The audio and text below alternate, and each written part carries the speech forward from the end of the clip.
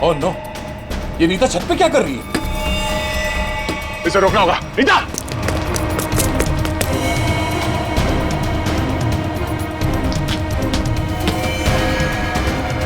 नीता! कितना मारोगे मुझे? एक बार बोला ना पैसा दे, एक बात में बार बार नहीं दोहराता। पैसा पेड़ पे नहीं उगता। लोगों के घर में झाड़ू बर्तन पोछा करके ही पैसे कमाए हैं मैंने। ऐसे दारू में उड़ाने नहीं दूंगी। अपने पति से जवान लड़ाती है, जवान लड़ाती है तू। काकी, हाँ अब आपके घुटनों में दर्द तो नहीं है ना? हाँ बेटा, तूने जो घुटनों के लिए दवा दिया था ना, उससे मेरा घुटना बिल्कुल ठीक हो गया। नमस्कार। नमस्कार, कैसे है? बस ठीक है। हाँ, बड़ी बड़ी बड़ी। ये नीता जी है, नमस्कार। ये नमस्ते। इस चौल में रहते। हाँ आइए। हमारे चावल के लोग ना बहुत अच्छे हैं, बहुत सपोर्ट करते हैं एक दूसरे को। हाँ, अपने पति से जवान लड़ाती है, जवान लड़ाती है। ये सुनील और रेखा का फिर से किचकिच शुरू हो गया लगता है। अरे अगर मेरे को दोबारा पैसा लेने से रोका ना, तो मुझसे बुरा कोई नहीं होएगा। तुझसे बुरा और हो भी कौन सकता है? कहा ना मैंने कि मैं पैसे नहीं दूंगी। जवान लड़ाती है, आज तेरे को सबक सिखा के रहेगा मैं। ए सुनील, खबरदार जो उस पे हाथ उठाया तो। देख सविताई, ये मेरा और मेरे बाइकों का पर्सनल मामला है, बीच में कुछ नहीं बोलने का। इसको तो मैं ये तुम्हारा अकेले का मामला नहीं है, सगा साहिल से मामला है। यहाँ हाँ, अगर दोबारा गिक्का को तुमने धमकी दी तो तुझे चौल के बाहर उठा के फेंक दूंगा मैं। हाँ, खबरदार, जो किसी ने मेरे मर्द को धमकी दी, वो जैसा भी है मेरा पति है और इसे कोई भला बुरा नहीं कह सकता। सुना तुमने? तुम्हारे इतने जुल्म बर्दाश्त करने के बावजूद भी ये अपना पत्नी धर्म निभा रही। क्या तुम एक पति होने का कर्तव्य पूरा कर पा रहे हो? देख, अगली बार ना तूने इस पे हाथ भी उठाया या उंगली भी उठाई ना, तो तेरे को मैं जेल में भिजवा दूंगी, समझा? गलती हो गई। गलती हो गई, चल जा भाई। माफी हमसे नहीं, अपनी पत्नी से मांगो। अरे बस जाने दो, चलो नहा लो, मुझे भी काम के लिए निकलना है। चलिए, अच्छा है, सुनील को अकल आ गई आज। सुनील को तो सबक मिल गया, लेकिन इन दोनों का झगड़ा देखकर ना मेरे को मेरे पुराने दिन याद आ गए। आपके पति भी? हाँ, बहुत शराब पीता था, हर वक्त नशे में रहता था, और जब नशे में नहीं रहता था ना, तो इसी तरह जबरदस्ती मेरे से पैसा मांगता था। और आप पैसे दे देती थी? हाँ, क्या करती? और जब मैंने पैसा देना बंद किया ना, तो मेरे सारे गहने, कपड़े, घर का सारा सामान, यहाँ तक कि घर का पूरा अनाज भी बेचना शुरू कर दिया। और फिर एक दिन यही शराब उनको मुझसे दूर ले गई और लीवर फेल हो गया। आई एम सॉरी, मुझे ये सब नहीं पता था। अब आपके पति के बाद आपके घर में कौन कौन है? मेरे 2 बच्चे थे, अनुज और कशिश। भगवान भी इतना निर्दयी है ना, एक एक्सीडेंट में मेरे 2 बच्चों को मुझसे छीन लिया। मैं समझ सकती हूँ कि अपने को खोने का गम क्या होता है। हौसला रखिए, आने वाले दिन खुशियाँ ही खुशियाँ लेकर आएंगी। कल की इसी उम्मीद पे तो मैंने ये एनजीओ की स्थापना की थी, और चाल के सारे परिवार वालों को मैंने अपना परिवार माना। काकी, आप बहुत ही नेक काम कर रही हैं। अच्छा अभी रहने दे, ज्यादा तारीफ मत कर मेरी। हाँ चल अंदर चल, मैं तेरे को ना गरम गरम चाय पिलाती हूँ। हाँ अरे नहीं काकी, मुझे ना लेट हो रहा है और आज ही मुझे कॉलेज भी जाना है अपने थीसिस का फॉर्म भरने। तो हम शाम को मिलते हैं चाय पे? पक्का ना? संभल के जाना। हाँ? आज तो बहुत लेट हो गई।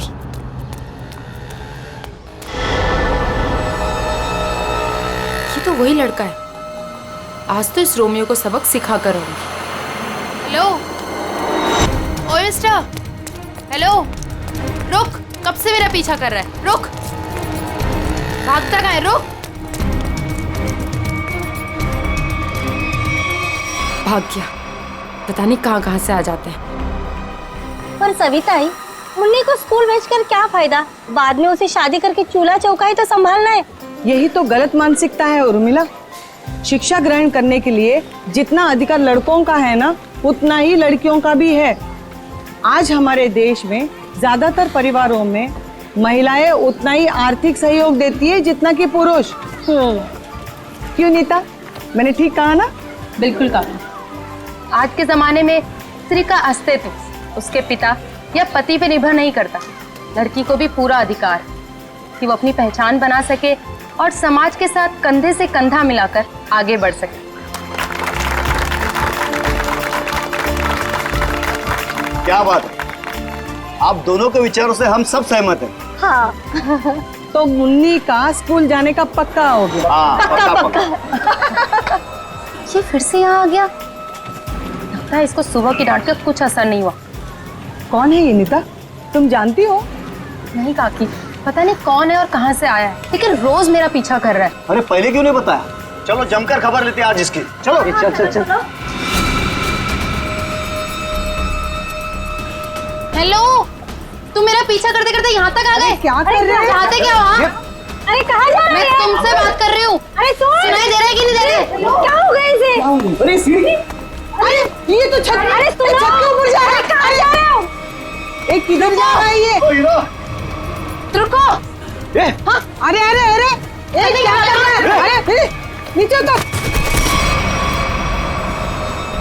अरे खोपड़ी सटक लिया तुझी, क्यों जान देना चाहता है अपनी?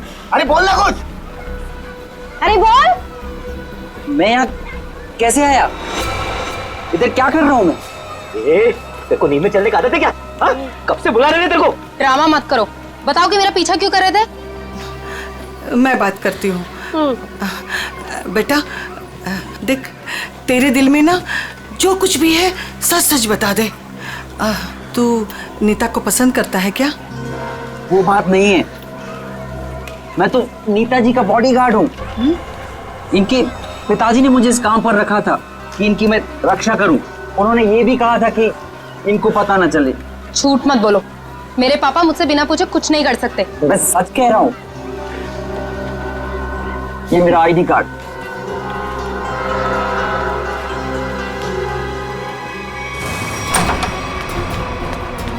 अरे नीता बिटिया, अरे अभी हम तुम्हारे बारे में ही बात कर रहे थे। नमस्ते अंकल। नमस्ते बेटा।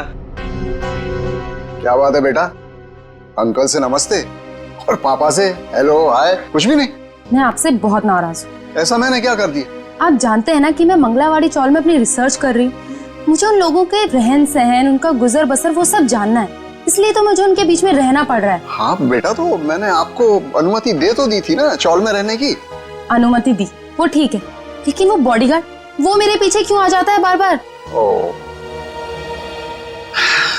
देखो बेटा, मैंने बॉडीगार्ड इसलिए रखा था कि मैं चैन की नींद सो सकूं और मुझे यकीन रहे कि मेरी बिटिया वहां पर सुरक्षित है। पापा, मैं कोई बच्ची थोड़ी हूँ, अपनी देखभाल कर सकती हूँ। शेखर अंकल, समझाइए ना पापा को। पापा के लिए तो तुम हमेशा बच्ची ही रहोगी। 50 साल की हो जाओगी ना तब भी। आप भी ठीक है, आप भी ना पापा की तरफदारी कर लो। अरे नहीं नहीं बेटा, हम तो आपकी ही तरफ हैं। देखो रतन, ये अच्छी बात नहीं है भाई।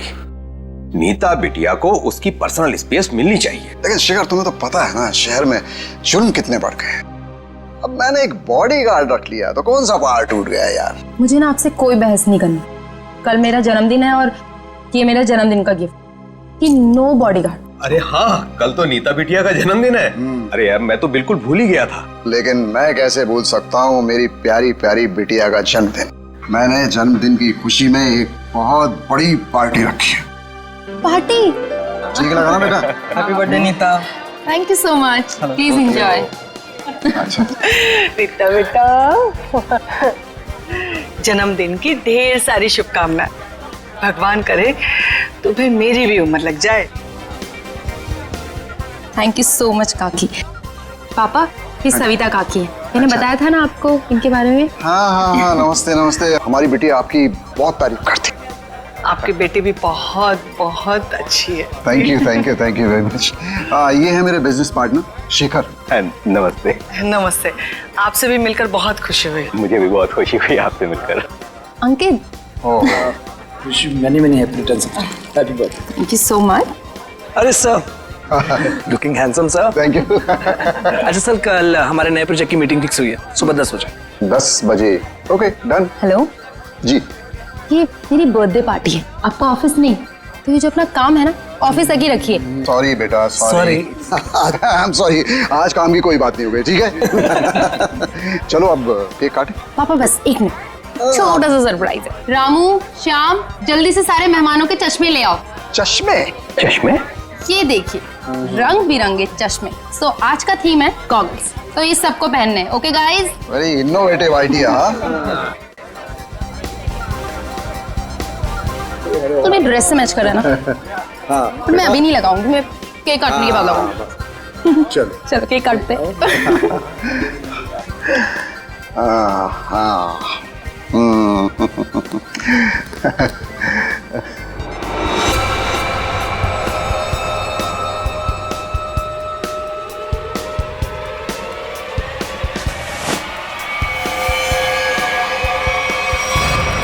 गन?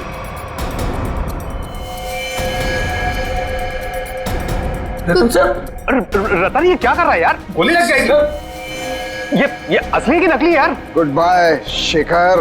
रतन, गुड बाय रतन।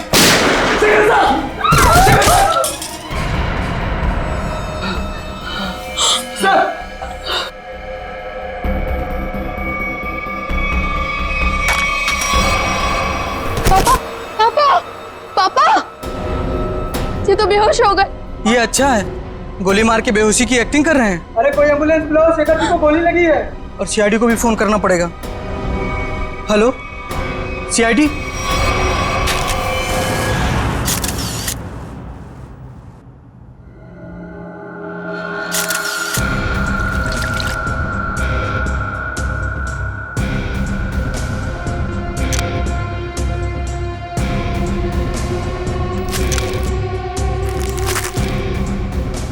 गोली सीधे सीने पे मारी गई है।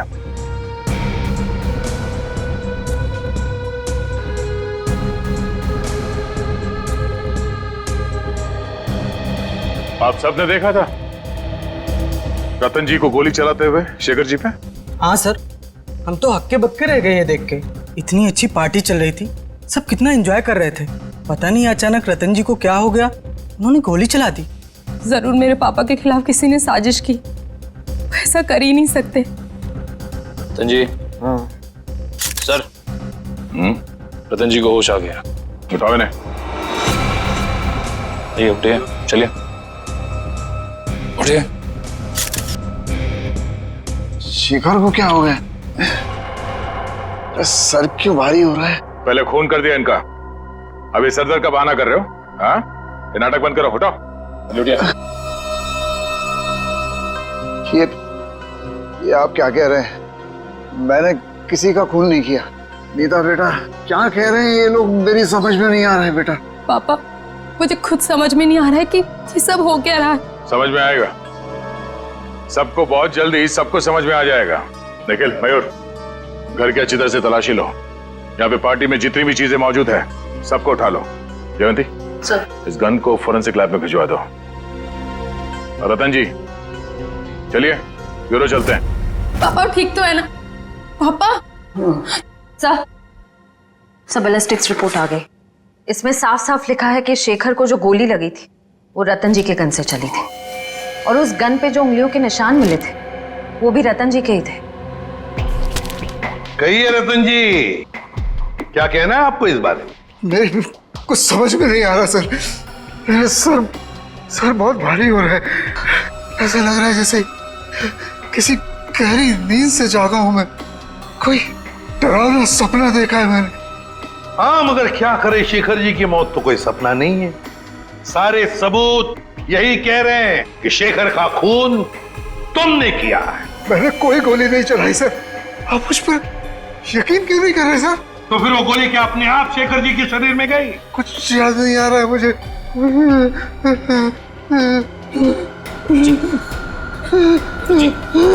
रतन जी, मैंने कहा था ना आपसे कि मेरे पापा दिल के मरीज हैं, उन्हें टेंशन मत दीजिए। सर, मैं एम्बुलेंस को फोन करता हूँ। नहीं, अपनी गाड़ी में लेकर चलो, हॉस्पिटल में एडमिट करो जल्दी। चलिए। मैं भी चलती हूँ साथ में। नहीं, आप नहीं जाएंगी। उन्हें पहले एडमिट होने दो, बाद में मैं भी चलूंगा तुम्हारे साथ।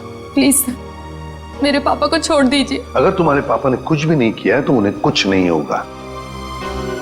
अच्छा एक बात बताओ, रतन जी का कोई झगड़ा वगड़ा था पहले से शेखर जी के साथ, या फिर कल पार्टी में कोई झगड़ा वगड़ा हुआ था? नहीं सर, वो तो पार्टी में बहुत एंजॉय कर रहे थे। अच्छा, क्या तुम्हारे पापा के बर्ताव में कुछ तुम्हें थोड़ा अजीब सा लगा? कभी आदमी कोई टेंशन में होता है या वैसे कुछ? हाँ सर, कोई झगड़ा तो नहीं हुआ था, लेकिन उनका मूड थोड़ा सा चिड़चिड़ा था और वो शेखर अंकल को कुछ कह भी रहे थे। तुमने काम सही से नहीं किया, वो वापस आ गया। वो वापस आ गया? ये कौन? सर नाम तो नहीं लिया था। अच्छा, ये बातचीत कब हुई थी दोनों के बीच? कल हुई थी, एनजीओ से लौटने के बाद। एनजीओ? कौन सा एनजीओ है ये? मेरी बड़ी बहन सानिया की मौत के बाद पापा ने एक एनजीओ खोला था, जहाँ पे हम गरीब लोगों को रोटी, कपड़ा और रहने के लिए छत देते हैं। कहाँ है ये एनजीओ?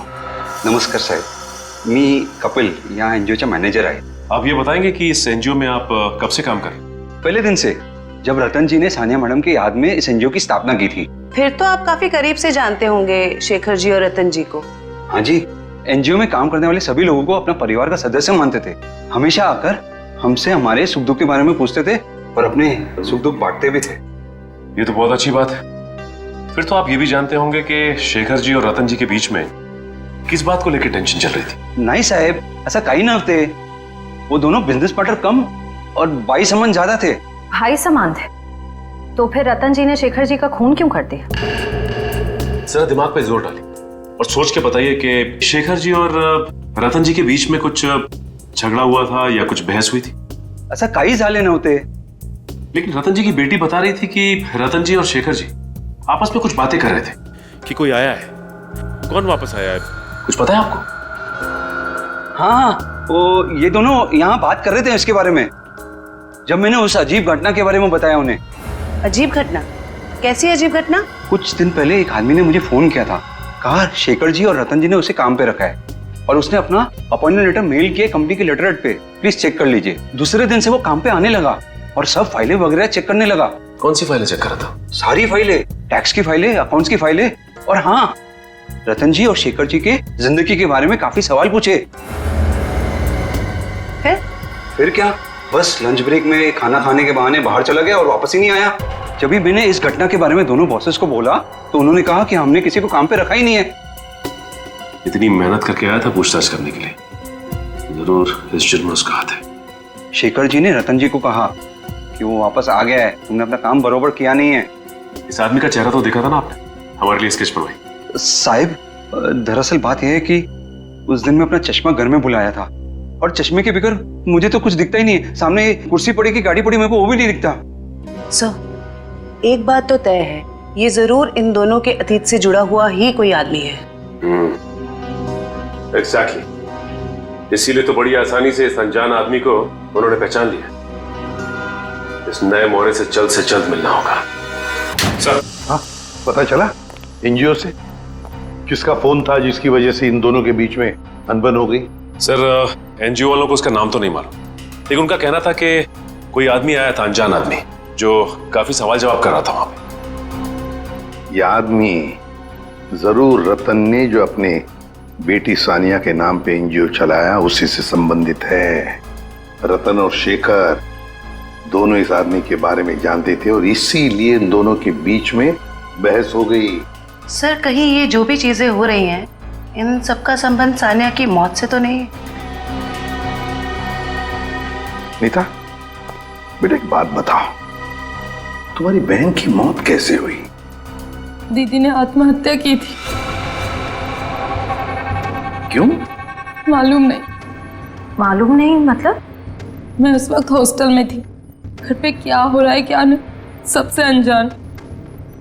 अच्छा, जब आपकी बहन ने आत्महत्या की तो उस वक्त क्या आप हॉस्टल में थी? उस वक्त तो मैं घर पे थी, छुट्टियां मनाने के लिए आई थी। मुझे आज भी वो दिन याद है जब मैं और पापा मॉल से शॉपिंग कर आई और जैसे ही पापा ने दरवाजा खोला। सानिया बेटा, सानिया, सानिया! नीता, क्या तुमने अपने पापा से पूछा नहीं जानने की कोशिश नहीं की कि क्यों तुम्हारी बहन सानिया ने ऐसा कदम उठाया? पूछा था सर, बहुत बार, लेकिन पापा हमेशा यही कहते थे कि तुम्हें इस बारे में जानने की जरूरत नहीं, और वो रोने लगते थे। इसलिए मैंने इस बारे में कभी उनसे बात नहीं की। मगर किसी को तो पता होगा ना क्या तकलीफ थी सानिया को? कोई खास दोस्त न कोई तो? आया जी थी, वो हमेशा उनके साथ रहती थी। उसकी जिंदगी के पहले दिन से लेके आखिरी दिन तक वो हमेशा दीदी के साथ रही है। जी, ये आया रहती कहाँ है? उसी चौल में जहाँ मैं रिसर्च कर रही हूँ। अभी भी पापा उनकी तनख्वाह हर महीने बराबर पहुँचा देते। प्रदीप, क्या चल रहा है तुम्हारा? अभी तक गिनती चालू है? आई एम सॉरी सर, पता नहीं क्यों मगर मुझे एक चश्मा कम लग रहा है। एक चश्मा कम लग रहा है मतलब? सर, पार्टी में 20 लोग आए थे। मैं कम से कम 5 बार गिन चुका हूँ, हर बार 19 चश्मे बता रहे। तो फिर एक चश्मा कहाँ गया? पता नहीं सर। जी बिल्कुल सही कह रहे हैं, जो चश्मा मेरे पापा ने पहना था वो तो इसमें है ही नहीं। पापा का चश्मा कहाँ गया? सब हो सकता है जब पापा बेहोश हुए हो तो कोई लेकर चला गया हो। कमाल है सर, पार्टी में खून हो जाता है मगर फिर भी किसी को चश्मा चुराने की सूझी। एक बात और सर, बिल्कुल उसी तरह का चश्मा मेरे बॉडीगार्ड ने भी पहना था जब वो चौल की छत से कूदकर खुदकुशी करने वाला था। एक मिनट, तुम्हें कैसे पता चला कि वो वही चश्मा था जो तुम्हारे पापा ने पहना था? क्योंकि मैंने उसे पहले भी देखा। वो कभी चश्मा नहीं पहनता, लेकिन उसने चौल की छत से जब वो कूद रहा था तो उसने उसी तरह का चश्मा पहना था। वो चश्मा ही मनूस है। सर, इस चश्मे का खून के साथ क्या कनेक्शन हो सकता है? सचिन, कोई ना कोई कनेक्शन तो जरूर है। कुछ ना कुछ तो गड़बड़ है, कुछ ना कुछ तो गड़बड़ है इस चश्मे को लेकर। क्या नीता, क्या हमारे लिए तुम्हारे पिताजी के गॉगल का जो डिजाइन है वो बनवा सकती हो हमारे स्केच आर्टिस्ट से? जरूर सर। और दोनों को कनेक्ट कर दो।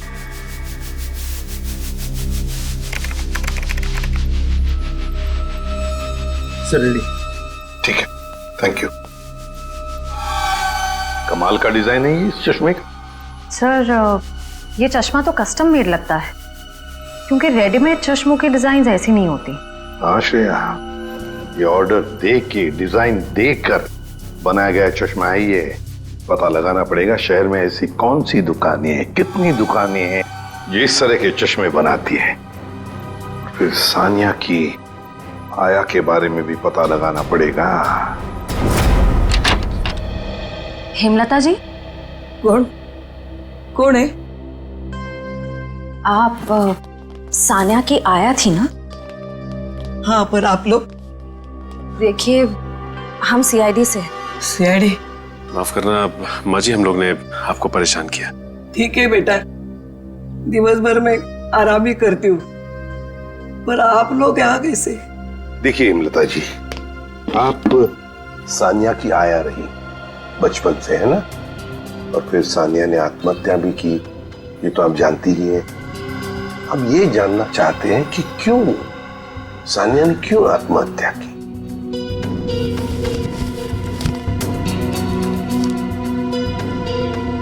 बहुत दिनों बाद इन बूढ़ी आंखों को आप लोगों ने नम कर दिया। हम आपका दुख समझते हैं। मैं हूँ जिम्मेदार, मैं हूँ। या तो रतन जी को मैंने मनाना चाहिए था उस रिश्ते के लिए, वरना सानिया को मजबूर करना चाहिए था वो लड़के को भूलने के लिए। लड़का? कौन लड़का? जिससे वो प्यार करती थी। प्यार करती थी? अच्छा, तो फिर हुआ क्या? वही अमीर गरीब लड़का गरीब था ना। एक दिन अचानक वो लड़का कहीं दूर चला गया। महीनों इंतजार करती रही सानिया, न खाती थी न पीती थी। वो अपने बंद कमरे में रोती रहती थी। वो लड़का कौन है, कहाँ रहता है, क्या उसका कोई टेलीफोन नंबर वगैरह है आपके पास? नहीं, सानिया ने कभी उसका नाम या पता नहीं बताया अभी। चल ठीक है, कोई बात नहीं। सॉरी, हमने आपको बहुत तकलीफ दी। आराम कीजिए। सर, सोच रही हूँ दया सर के लिए एक चश्मा ले लूँ। दया का बर्थडे आने वाला है क्या? नहीं सर, वो हमेशा ना मुझसे उखड़े उखड़े रहते हैं, इसीलिए। अच्छा, गिफ्ट देके उनको खुश करना चाहती हो? नहीं सर, उन पे बहुत अच्छा लगेगा, इसलिए। बाद में देखते हैं। एक्सक्यूज मी जी, कहिए किसके लिए चश्मा दिखाऊं? एक मुजरिम के लिए। मुजरिम के लिए चश्मा? मैं कुछ समझा नहीं। जरा ये डिजाइन देखो चश्मे की। ये आपने ही बनाया था ना? जी हाँ, आपको पसंद है? आप लोगों के लिए भी बनवा दूं? नहीं नहीं, आप हमें माफी कीजिए। आपका बनाया हुआ ये चश्मा पहनकर लोग उल्टी सीधी हरकतें करने लगते हैं। कोई छत पे पहुंच जाता है छलांग लगाने, तो कोई किसी को गोली मार रहा है। क्या मजाक कर रही हैं आप? ये सब मेरे चश्मे की वजह से हो रहा है? हम मजाक के मूड में नहीं है। सीआईडी? अब जरा ध्यान से बताओ, किसके लिए बनाया था ये? एक मिनट सर। सर, ये कोई अभिषेक नाम का आदमी था।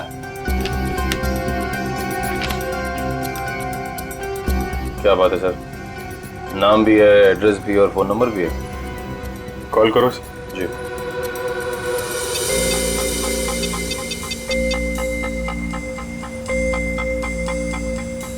सर, नंबर गलत है। गलत? लगता है एड्रेस भी गलत है। दिल दरिया कॉलोनी। दिल दरिया कॉलोनी कभी सुना है आपने? कहीं कहाँ पे है मुंबई में? सॉरी सर, मैंने एड्रेस ठीक से देखा नहीं था। आंखों का बिजनेस करते हो तुम? आदमी को तो देखा होगा ठीक से। दरअसल सर, मैं उस वक्त दुकान पर नहीं था। मेरा कारीगर जगनलाल था, उसने ही अभिषेक को देखा था। बुलाइए जरा ये जगनलाल जी को। जगनलाल जी साहब, ये लोग सीआईडी से हैं। जरा इन्हें बताओ, ये खास डिजाइन वाला चश्मा किसने बनवाया था? साहब, वो बड़ा ही अजीब आदमी था। बड़ी सी टोपी पहन रखी थी, आंखों पर काला चश्मा लगाया था, और ना जाने कितने दिनों से उसने दाढ़ी नहीं की थी। काफी लंबी दाढ़ी थी उसकी। ओह, नाम और एड्रेस की तरह हुलिया भी नकली। कुछ और याद आता है इस आदमी के बारे में? हाँ सर, अक्सर जो लोग चश्मा बनाते हैं ना, वो सामान हमारे दुकान से ही लेते हैं, लेकिन वो खुद अपना सामान लेके आया था। फ्रेम, कांच और एक अजीब सी छोटी सी चीज उसने लगाई थी चश्मे में। छोटी सी चीज? अच्छा, उस चीज के बारे में कुछ बता सकते हैं आप? अपने मोबाइल का सिम कार्ड होता है ना, उससे भी छोटी चीज थी। और साहब, चश्मा बनने के बाद उसने मुझे पहनने भी नहीं दिया। मुझे फिटिंग चेक करवानी थी तो बोला चश्मा गंदा हो जाएगा। ये भी कोई बात हुई? कोई बात नहीं। आप जरा ये मेरा कार्ड रखिए। अगर वो आदमी दोबारा आए या दिखाई पड़े तो मुझे फोन करना, और उसको नहीं बताएंगे, इतना तो समझते हैं ना आप? समझ गए सर। सर, हाँ, ये रोहन और मीशा है। ये सानिया के बड़े अच्छे दोस्त थे। घबराओ मत। देखो, हमने तुम्हें यहाँ कुछ सवाल पूछने के लिए बुलाया है। कैसे सवाल सर? सानिया के बारे में। क्या तुम लोगों को पता है सानिया ने ऐसा क्यों किया, क्यों आत्महत्या की? पता नहीं सर, अगर उसे कोई प्रॉब्लम होती तो हम जरूर उसकी मदद करते, लेकिन ऐसा कुछ नहीं था सर। एक बात बताओ, क्या सानिया का कोई बॉयफ्रेंड वगैरह था? कोई लड़का था उसकी जिंदगी में? हाँ सर, एक लड़का तो था, मगर उसने कभी हमें उससे मिलवाया नहीं। क्यों? पता नहीं सर, वो बोली सब कुछ ठीक हो जाने के बाद सबको बताएगी। बहुत सीरियस थी उसको लेकर, शादी करना चाहती थी उससे। अच्छा, क्या नाम क्या था उस लड़के का? नहीं सर, उसके बारे में कुछ भी नहीं बताया था। पर हाँ सर, वो कॉलेज खत्म होने के बाद मंगलावाड़ी चौल जाती थी। एक दो बार तो मैंने खुद उसे वहाँ पे छोड़ा था। वहाँ पे एक लड़का बाइक पे हेलमेट पहने उसका इंतजार किया करता था। मंगलावाड़ी? चलो, थैंक यू वेरी मच, तुम दोनों जा सकते हो। मंगलावाड़ी चाल?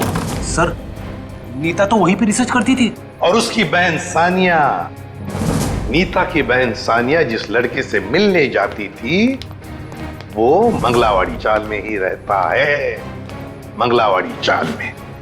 कुछ समझ गए? समझ गया सर। मतलब ये नीता उस लड़के को जानती है, मगर जानबूझ के हमसे छुपा रही है। हाँ, मंगलावाड़ी चाल। इस लड़की को देखिए, क्या आप में से कोई भी इसे जानता है, कभी देखा है? हाँ, ये अक्सर हमारे चौल में आया करती थी उस लड़के से मिलने। कौन सा लड़का? मनोज नाम था उसका, इसी चाल में रहता था वो। रहता था मतलब अब नहीं रहता? वो दरअसल कुछ साल पहले उसे सजा हो गई थी। अब तक तो सजा पूरी भी हो गई होगी, पर वो वापस लौटा नहीं।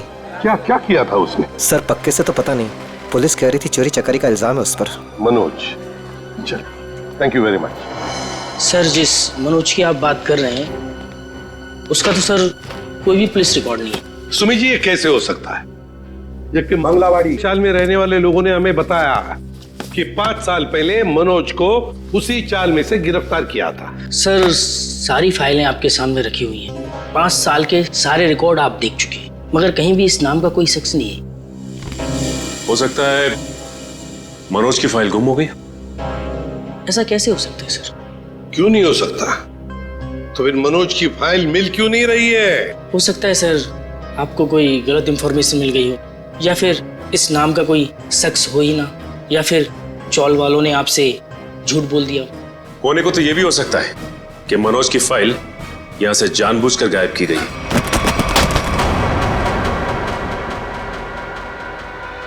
रवि जी, क्या हुआ? तबीयत बिगड़ गई क्या? ये अचानक पसीना क्यों आने लगा? अरे कांपने क्यों लगे तुम? और अचानक ये फाइल छूट कैसे गई तुम्हारे हाथ से? नहीं सर, ऐसी कोई बात नहीं है। हमसे कोई भी कुछ भी छुपा नहीं सकता। बताओ क्या बात है? भागता किधर? लगता है सर ये बिना दवा खाए इसकी बीमारी ठीक होगी नहीं।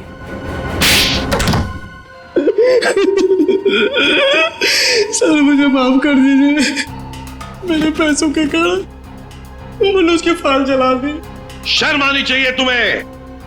पैसों की लालच में तुमने मुजरिम की मदद की, और तो और अपने नौकरी से गद्दारी की, अपने देश से भी गद्दारी की तुमने।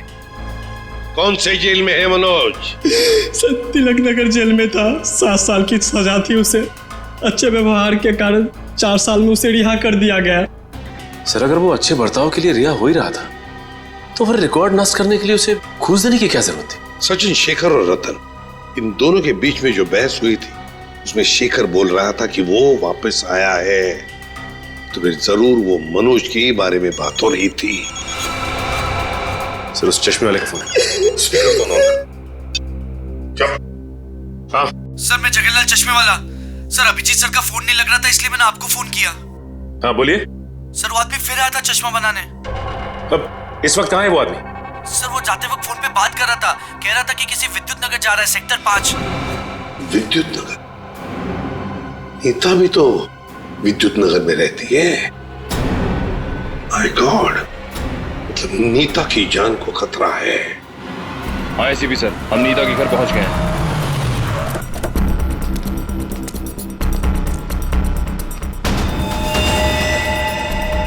ओह नो, ये नीता छत पे क्या कर रही है?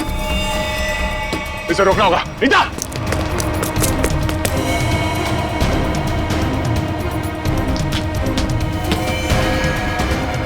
नीता!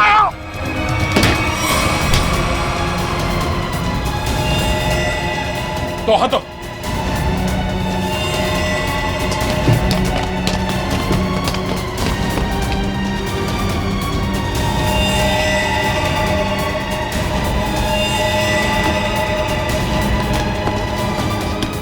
पकड़ो। आजाओ, आजाओ। मयूर, चश्मा।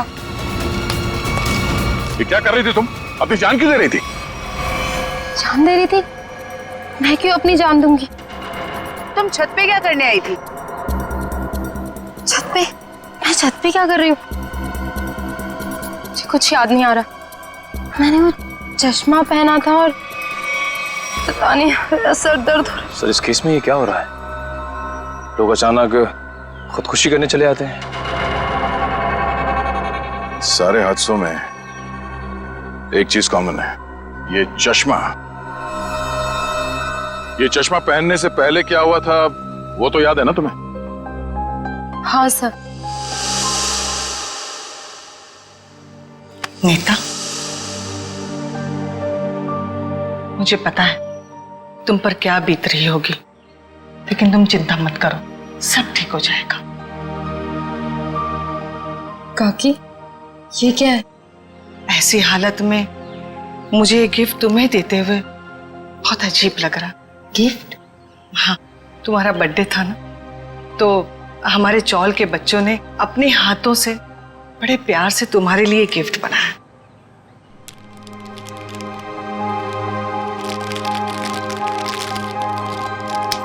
चश्मा?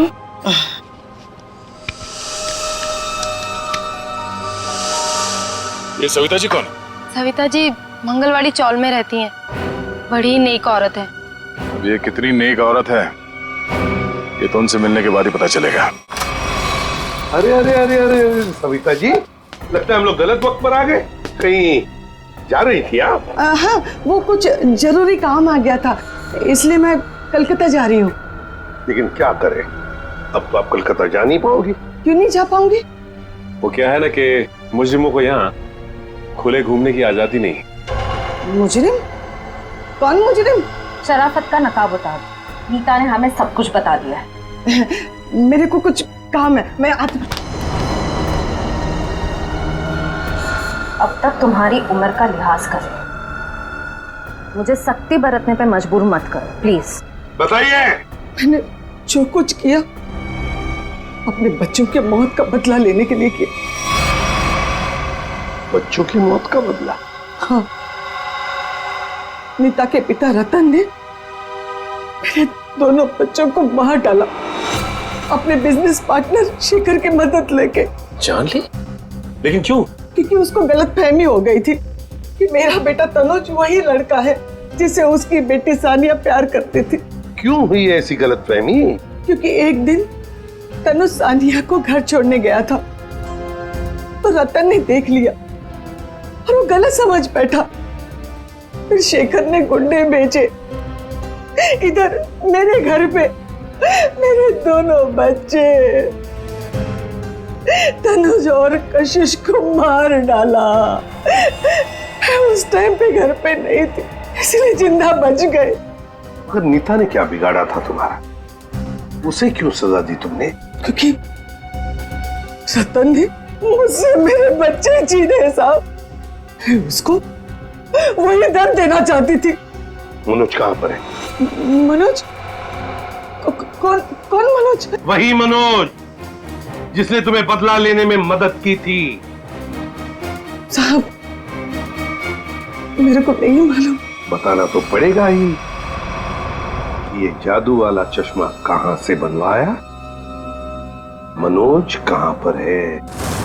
आइए आइए जनाब, आप ही का तो इंतजार था। आइए। बड़े खुश नजर आ रहे हो, क्या बात? क्या बात ही ऐसी बॉस, आज मैं आपको एक कमाल का जादू दिखाता हूँ। देख साउंड के मेरे पास मजाक करने के लिए वक्त नहीं है, जल्दी बता। अरे यार 2 मिनट, हमेशा काम करते रहते हो, जरा जादू देखो प्लीज प्लीज। तारिका लेके आओ। देखो देखो देखो क्या होता है, देखो। ये लीजिए। Very good. सचिन यार तुम ये जरा चश्मा पहन लो। चश्मा? लेकिन मैं ही क्यों सर? अरे पहनो पहनो, मैं हेल्प करता हूँ तुम्हारी। अब सचिन जरा ध्यान से देखो और बताओ कि ये चश्मा वहां से ला करके किसने दिया? अरे सर कैसी बात करते हैं? तारिका ने। नहीं सचिन, कौन से देखो, ये चश्मा वहां से उठा करके तारिका नहीं श्रेया लेकर के आई। मैं? अरे सर कैसी बात कर रहे हैं आप? आपके सामने जो खड़ी है वो तारिका है और जो यहाँ खड़ी है वो श्रेया है। सचिन जरा गौर से देखो और फिर बताओ। तुम्हारे सामने जो खड़ी है वो तारिका नहीं है, वो श्रेया है। सचिन। हाँ सर, मेरे सामने जो खड़ी है वो श्रेया है।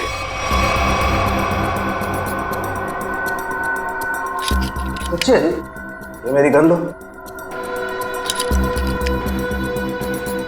और तुम्हें इस गन के साथ क्या करना है सचिन तुम जानते हो ना? हाँ सर, मुझे अच्छी तरह से मालूम है कि इस गन के साथ क्या करना है। सड़के कुछ नहीं होगा। सड़के ऐसी मजाक मत कर प्लीज बिलीव मी। हाँ सचिन, तो पता है ना तुम्हें क्या करना है इस गन से? हाँ सर, पता है।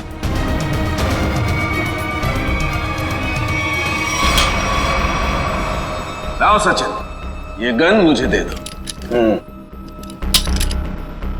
अब ये चश्मा भी तुम्हारा उतार देना है। बैठ जा, बैठ जा।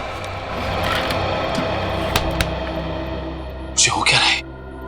सर भारी और सचिन, अभी अभी आपने मुझे मारने की कोशिश की, मुझ पर गोली भी चलाई, वो तो गन खाली थी इसलिए।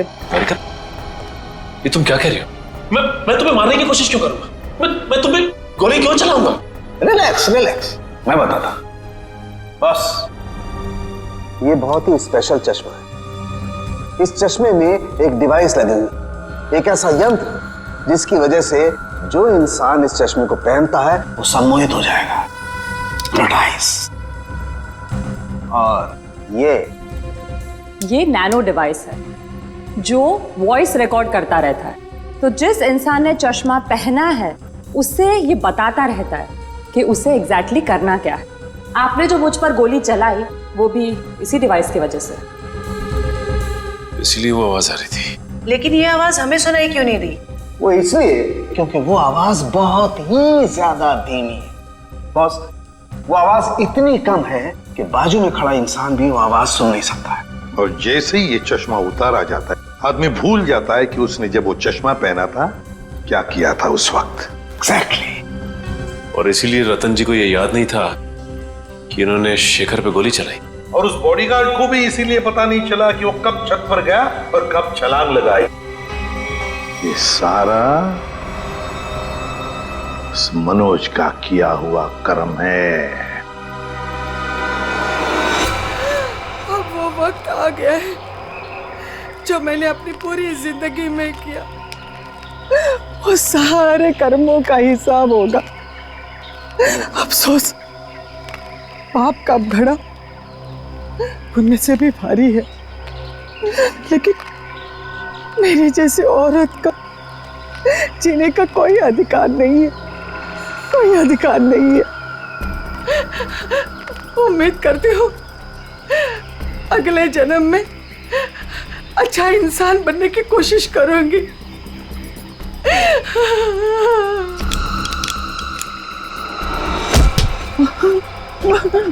ये क्या कर रही है? उतार चश्मा, उतार। मेरा बच्चा आ गया। तूने जहर पिया? आई, ये क्या किया तूने? मेरे को नहीं पता मैंने ऐसा क्यों किया। बेटा, मेरे को माफ कर दे, हमारे साथ इतना ही था। नहीं आई, आई नहीं, आई। जिस किसी ने भी तेरे साथ ऐसा किया है माँ, तेरी कसम उसे छोड़ूंगा नहीं मैं। अब पता चला किसी अपनों पर वो मौत का चश्मा लगाने के बाद कैसे लगता है। चलो अब तुम्हारे आंखों पे कानून का चश्मा चढ़ाते हैं। कहाँ भाग रहे हो? रुक, सचिन उधर से पीछे जाओ उसके।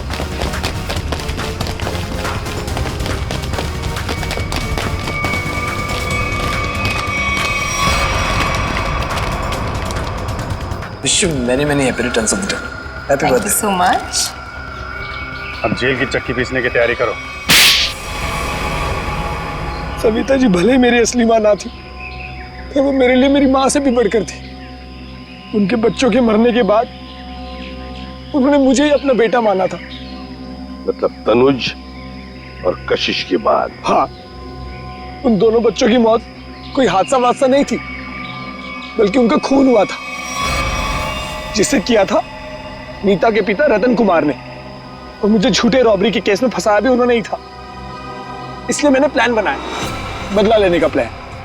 और रतन की कंपनी में ही नौकरी कर ली, लेकिन रतन ने तुम्हें पहचाना नहीं? रतन और शेखर ने मुझे नहीं पहचाना, क्योंकि उन्होंने मुझे कभी देखा ही नहीं था। और इसी बात का मैंने फायदा उठाया, और जेल से छूटने के बाद ना ही मैंने सविता माँ के बच्चों का बदला लिया, बल्कि अपनी सान्या, जिसे मैं इतना प्यार करता था, उसकी भी मौत का मैंने बदला लिया। हमारे पास चले आते हम तुम्हें न्याय दिलाते। कानून पर से तो विश्वास ही उठ गया था मेरा, इसलिए मैंने खुद ही न्याय करने की सोची। नीता से दोस्ती की, फिर उसे मार दिया। सान्या से प्यार करते थे तुम, इसे प्यार कहते हो? उसकी बहन की जान लेने चले थे तुम। वो तो अच्छा हुआ हम लोग उस वक्त पे पहुंच गए और उसे बचा लिया। क्या नीता जिंदा है? हाँ जिंदा है। बहुत कोशिश की ना तुमने उसे मारवाने की। उसके बॉडीगार्ड को भी वो चश्मा पहना दिया ताकि वो आत्महत्या कर ले, मगर नहीं, तुम्हारा प्लान वैसे ही फेल हो गया। हाँ, मगर रतन का प्लान फेल नहीं हुआ। मैंने वेटर के जरिए उसे खूनी चश्मा पहनाया और उसी के जरिए उसी के दोस्त को मरवा दिया। और फिर हमारे आने से पहले वो चश्मा तुमने गायब कर दिया। तो फिर वो चश्मा सविता के जरिए तुमने नीता तक पहुंचा दिया।